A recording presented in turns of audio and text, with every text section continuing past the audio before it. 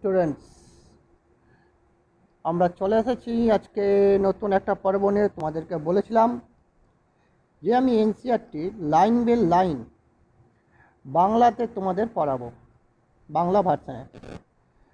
তো আজকে এটা আমার প্রথম ক্লাস এনসিইআরটি অনলাইনে তোমাদের কাছে।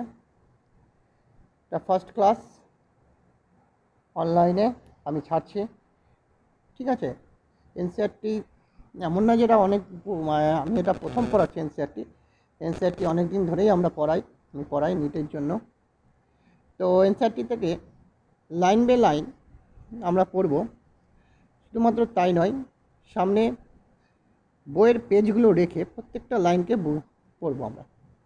কোন লাইনটা ইম্পর্টেন্ট, কোন লাইন থেকে প্রশ্ন আসতে পারে নিটে, এই ধরনের জিনিসগুলো বলবো এবং লাইনগুলোর অর্থ আমরা বুঝে নেব। তো স্টুডেন্টস দেখো, আমরা দ্য স্ট্রাকচার অফ অ্যাটমে আছি এখন এই চ্যাপ্টারের প্রথম পেজে এনসিইআরটির। আর এই যে পেজটা দেখছো, এটা হচ্ছে ইন্টারনেট থেকে ডাউনলোড করা পেজ, বই পিডিএফ বই থেকে আমরা তার জেপিজি ফর্মে নিয়ে এসে আমরা তোমাদের ক্লাসটা নিচ্ছি। তো দেখো, দ্য রিচ কী বলেছে এই লাইনটা পড়ি প্রথম থেকে, কোনো লাইন বাদ না দিয়ে পড়বো আমরা। The rich diversity of chemical behaviour of different elements can be traced to the differences in internal structure of the atom of these elements. এর কি বলতে চাইছে এখানে এটা আমরা দেখব। বলছে the rich diversity of chemical behaviour of different element can be traced to differences in internal structure of the atom of these elements. মানে যে কোনো যে এলিমেন্টসগুলো আমরা যেটা আছে আমাদের কাছে, সেই এলিমেন্টসগুলোর যে কেমিক্যাল বিহেভিয়ার, রাসায়নিক যে ধর্ম ডিফারেন্ট এলিমেন্টের, ঠিক আছে, এইটা ইন্টারনাল স্ট্রাকচার, ওদের ভিতরের যে স্ট্রাকচারটা আছে এটা দিয়ে আমরা বুঝতে পারবো, ঠিক আছে।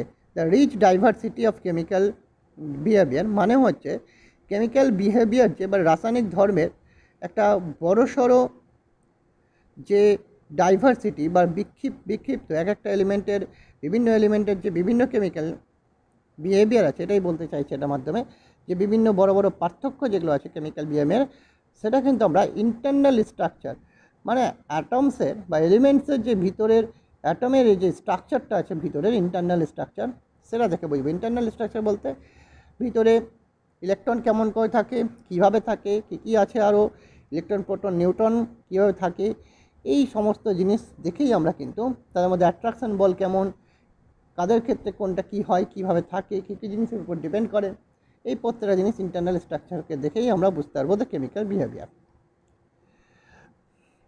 তো তার মানে অ্যাটমিক স্ট্রাকচার একটা ইম্পর্টেন্ট পার্ট, যেটা বিভিন্ন এলিমেন্টসে কেমিক্যাল বিহেভিয়ারকে বোঝার জন্য সাহায্য করবে।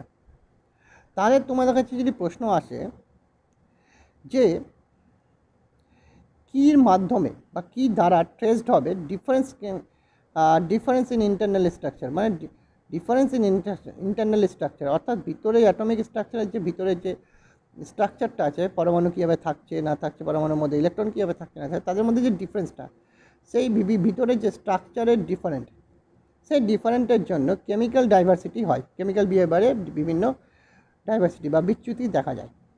এরকম আচরণ করছে, ওর থেকে একটু আলাদা আচরণ করছে, বিচ্যুতি আচরণ করছে। তো এই ব্যাপারগুলো আমরা পড়তে পারবো। তো কেমিক্যাল বিহেভিয়ারে বড়সড় একটা ডাইভার্সিটি আমরা এখানে বুঝতে পারছি, ঠিক আছে। কেমিক্যাল বিহেভিয়ারে বড়সড় ডাইভার্সিটি বুঝতে পারছি আমরা। কেমিক্যাল বিহেভিয়ারে যে তোমার বিভিন্ন রকম ব্যাপার আসছে, যে কে কেমন রিয়াকশানস করছে। ধরো এখানে নিউক্লিয়াস আছে, তার চারপাশে ইলেকট্রন আছে, ঠিক আছে। এই ইলেকট্রন কটা ইলেকট্রন আছে, বাইরের কক্ষপথ কোনটা আছে, নিউক্লিয়াস থেকে তারা কত দূরে অবস্থান করে ইলেকট্রন, এর ফলে কী হবে, ইলেকট্রন সহজে বেরোতে পারবে না, দেরি করে বেরোবে, বা ইলেকট্রনকে বের করতে কতটা এনার্জি লাগবে, সেই জিনিসগুলো দেখেই কিন্তু কেমিক্যাল বিহেভিয়ার আমরা বুঝতে পারবো। তো এটাই বলতে চাইছে এই লাইনটাতে। তাহলে আমরা এই জিনিসটা বুঝতে পারলাম প্রথম লাইনটা থেকে। তাহলে এটা বলতেই পারো যে অ্যাটমিক স্ট্রাকচারের জানার একটা গুরুত্ব, অ্যাটমিক স্ট্রাকচার জানার একটা গুরুত্ব।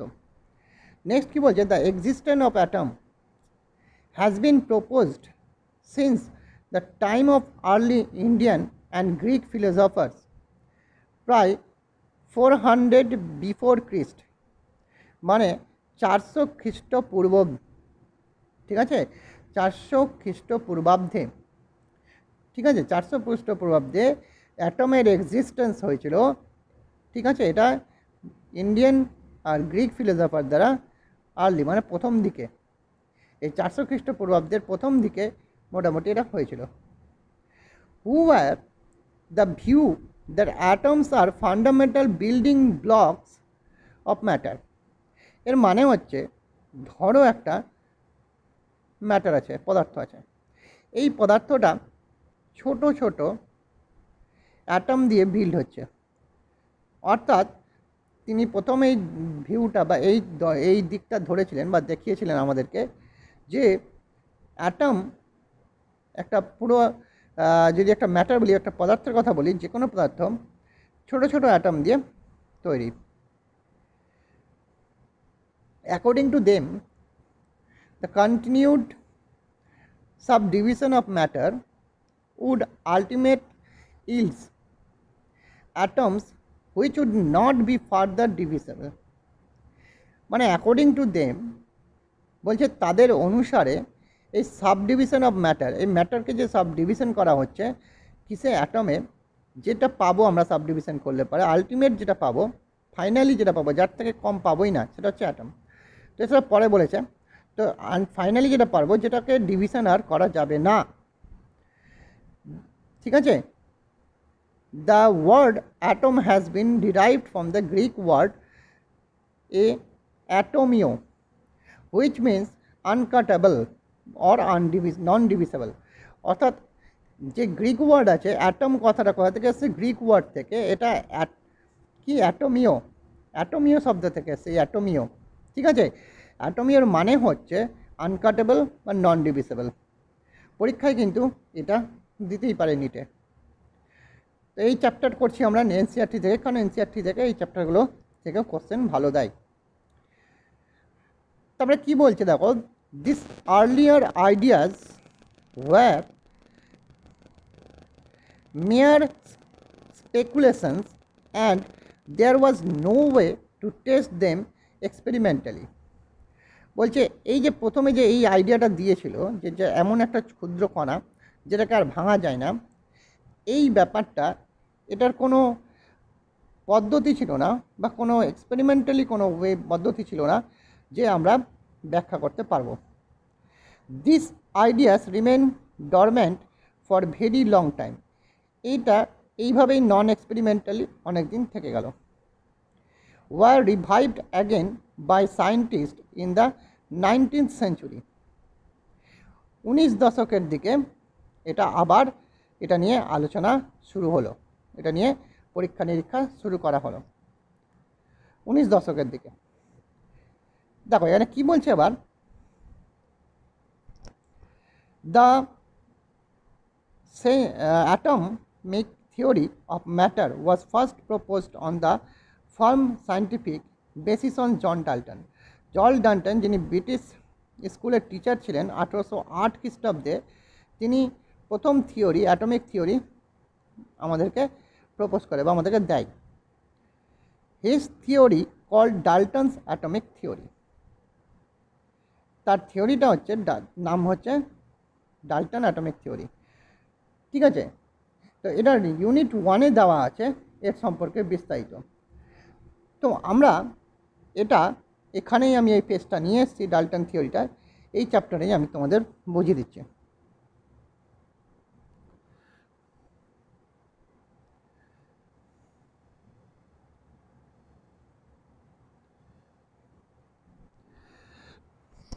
দেখতেই পাচ্ছ যে ইনি যে আছেন জন ডাল্টন, ইনি 1776 থেকে 1884 খ্রিস্টাব্দে বেড়েছিলেন।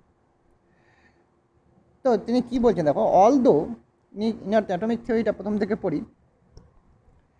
Although the origin of idea that matter is composed of small indivisible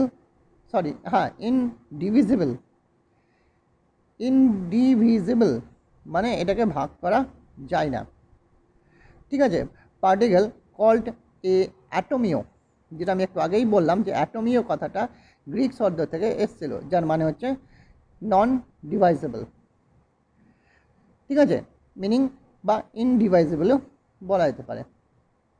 dates back to the time of Democritus, a Greek philosopher, 460 to 370 before Christ.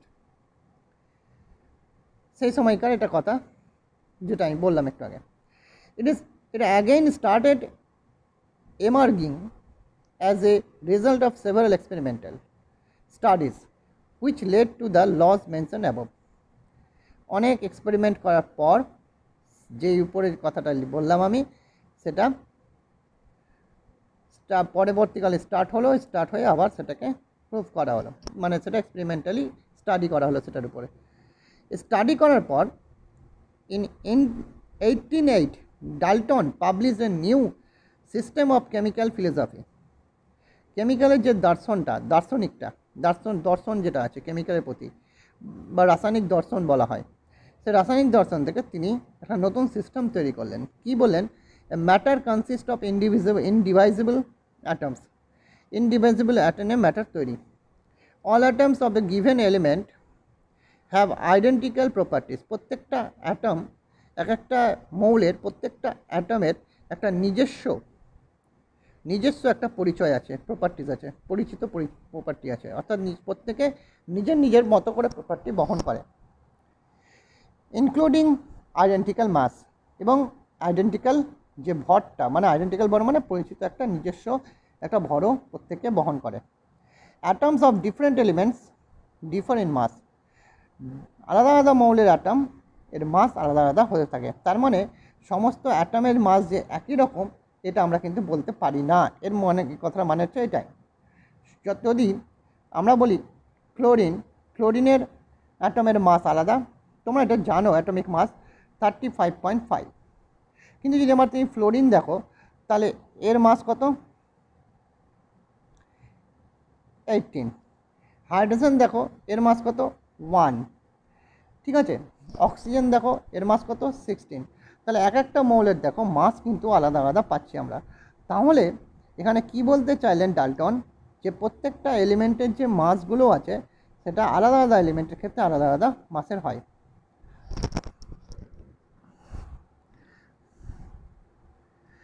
Compounds are formed when atoms of the different elements combined in fixed ratio।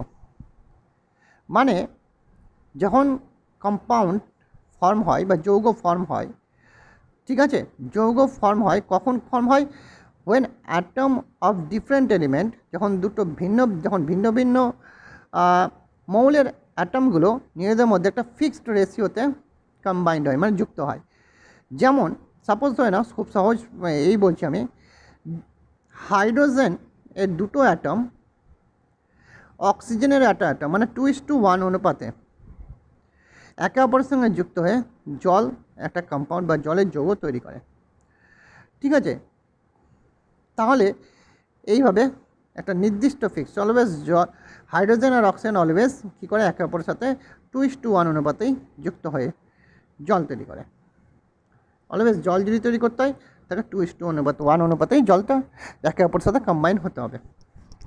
কাকে? Hydrogen আর অক্সিজেনকে।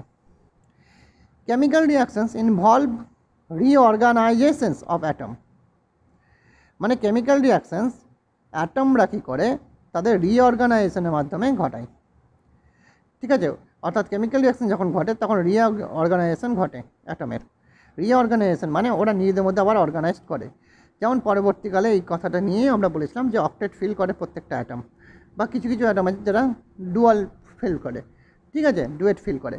তো এই double হয় দুটো electron feel করছে, নাহলে 8টা electron বাইরে কক্ষপথে রাখছে, তো এটা কি অর্গানাইজ করছে, মানে রিঅর্গানাইজ, ওরা একটা অর্গানাইজ থাকে অলরেডি ইলেকট্রন বিন্যাসের বা অন্য কিছু, কিন্তু তারপরেও আবার ওরা রিঅর্গানাইজড করে যখন ওরা কেমিক্যাল রিয়াকশনসে অংশগ্রহণ করে। This are neither created not destroyed in chemical reactions. তারা যে অ্যাটম কখনো রিয়াকশনসের মাধ্যমে বা রিয়াকশনসে তৈরি হয় না বা ডিস্ট্রয়ও হয় না। অর্থাৎ বলতে চাইছে যে অ্যাটম না আবিষ্কার হয় বা একে তৈরি করা যায়, না একে ধ্বংস করা যায়। কেমিক্যাল রিয়াকশনের মাধ্যমে না ও তৈরি হয়, না ও ধ্বংস হয়। অ্যাটম কিন্তু তৈরি আর ধ্বংস কোনোটাই হয় না। তো এই হচ্ছে আমাদের ডাল্টনসের মতবাদ। এবার ডাল্টন আরও কী বলেছে দেখে নিন। Dalton theory could explain the lodge of chemical combination, অর্থাৎ কেমিক্যাল কম্বিনেশন সম্পর্কে উনি এক্সপ্লেন করেছিলেন। However it could not explain the lodge of gaseous volumes. যদিও তিনি কেমিক্যাল কম্বিনেশন সম্পর্কে এক্সপ্লেন করেছিলেন, কিন্তু তিনি করতে পারেননি কি গ্যাসিয়াস ভলিউমের সূত্র, যে গ্যাসগুলো তাদের ভলিউমে কীভাবে চেঞ্জ করে, কীভাবে ডিপেন্ড করে, এটার উপর কিন্তু তিনি ডিপেন্ড করছে না, বা তিনি এটা এক্সপ্লেন করতে পারেননি। কারণ গ্যাসের মধ্যেও তো অ্যাটম থাকে, সেই ব্যাপারে কিন্তু তিনি কিছু বলতে পারেননি। It could not provide the reason for combining atoms. কিন্তু তিনি কম্বিনেশন, কেমিক্যাল কম্বিনেশন লজে বলেছিলেন এক্সপ্লেন করেছিলেন, কিন্তু তিনি এটা এক্সপ্লেন করতে পারেনি যে অ্যাটমরা কম্বাইন কেন হয়, যেটা পরবর্তীকালে আমরা জানতে পেরেছি ঠিকই, কিন্তু তিনি কিন্তু এটা প্রোভাইড করতে পারেনি বা আমাদেরকে দিতে পারেননি। Which has answered later by the other scientist. এক্ষুনি বললাম যেটা আমরা পরবর্তীকালে আদার সায়েন্টিস্ট দ্বারা এক্সপ্লেন পেয়েছি।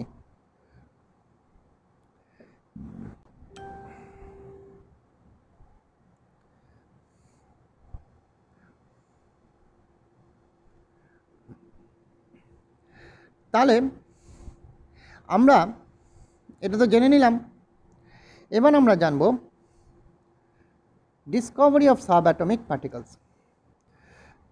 ঠিক আছে, বিফোর দ্যাট আমি তোমাদের কিছু এক্সট্রা জানাবো, সেটা হচ্ছে what is sub atomic particle. Sub atomic পার্টিকেলটা কি?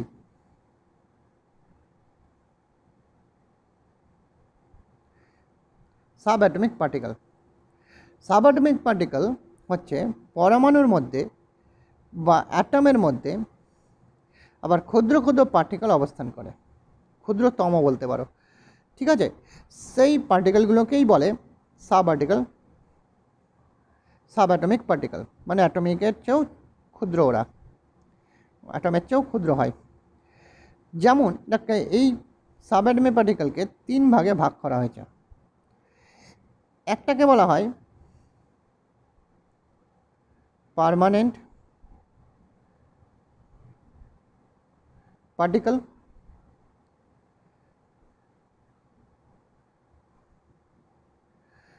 ঠিক আছে, বা স্থায়ী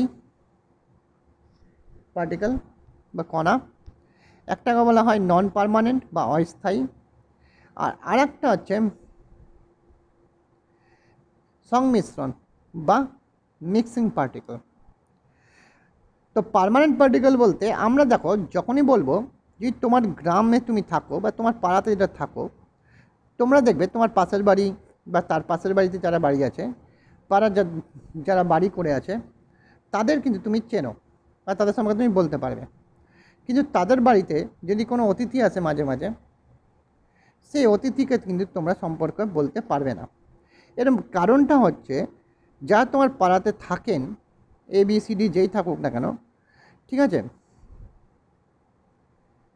যেই থাকুক না কেন, এই তুমি A সম্পর্কে বলতে পারছো, B সম্পর্কে বলতে পারছো, C সম্পর্কে D বলতে পারছো, E সম্পর্কেও বলতে পারছো।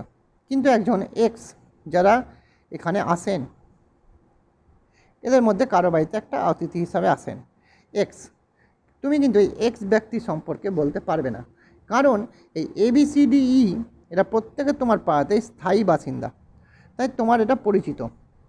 ঠিক তেমনই অ্যাটমে যারা স্থায়ী তারা তোমার পরিচিত। অর্থাৎ তোমাকে যদি বলা হয় অ্যাটমের মধ্যে 3টি কণার নাম বলো, তোমরা প্রথমেই বলবে স্যার ইলেকট্রন, প্রোটন আর নিউট্রন। ইলেকট্রন, প্রোটন আর নিউট্রন, 3টের নাম সঙ্গে সঙ্গে তোমাদের মুখে আসবে এক কথাতেই।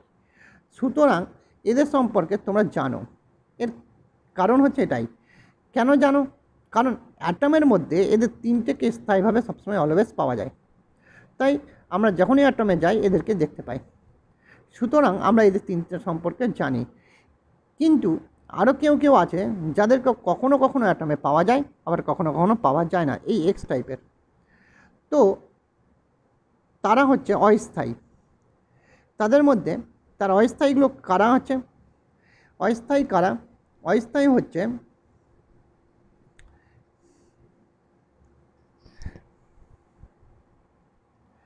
অস্থায়ী যারা, তাদের নাম আমি বলে দিচ্ছি। পজিট্রন,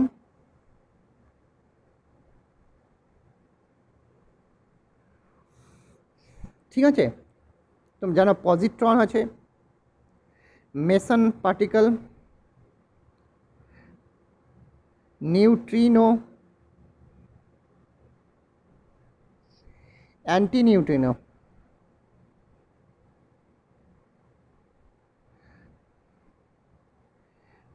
ঠিক আছে, এরা হচ্ছে কি অস্থায়ী, অর্থাৎ এদের কখনো কখনো পাওয়া যায়, কখনো কখনো পাওয়া যায় না। এবার যে হলো স্যার সংমিশ্রণটা কী বা মিক্সিংটা কী? দেখো, মিক্সিং হচ্ছে তোমার স্থায়ী যারা আছে, যেমন ইলেকট্রন, প্রোটন আর নিউট্রন, এরা প্রত্যেকে মিক্সড হয়ে যে ক্ষুদ্রতম কণাটা সৃষ্টি করে সেটাই হচ্ছে মিক্সিং পার্টিকেল। যেমন আলফা পার্টিকেল, আলফা মানে হিলিয়াম। ঠিক আছে, আলফা মানে কি? হিলিয়াম। চলো দেখে নিচ্ছি কী করে এর মধ্যে ইলেকট্রন, প্রোটন, নিউট্রন আমরা দেখতে পাই।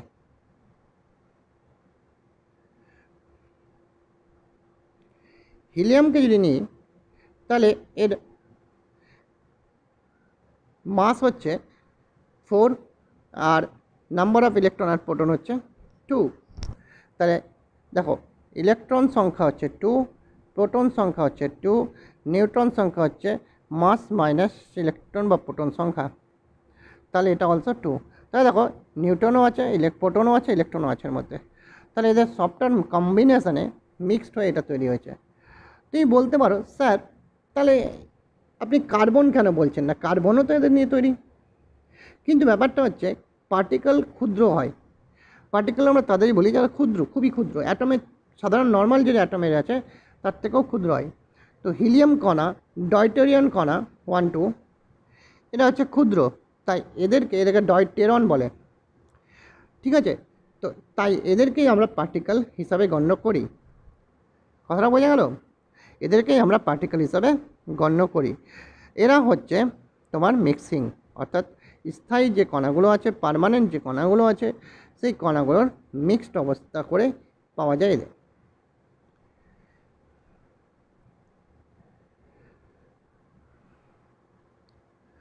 তাহলে আমরা আজকে প্রথমে এইটুকুটা আচরণ করলাম। এবার এই সাব অ্যাটমিক যে ব্যাপারগুলো আছে, এদের যে পরীক্ষা নিরীক্ষা আছে, এদের কী কী আছে এখানে পড়বো আমরা আস্তে আস্তে। এটা আমরা পরের ভিডিওতে পড়ব।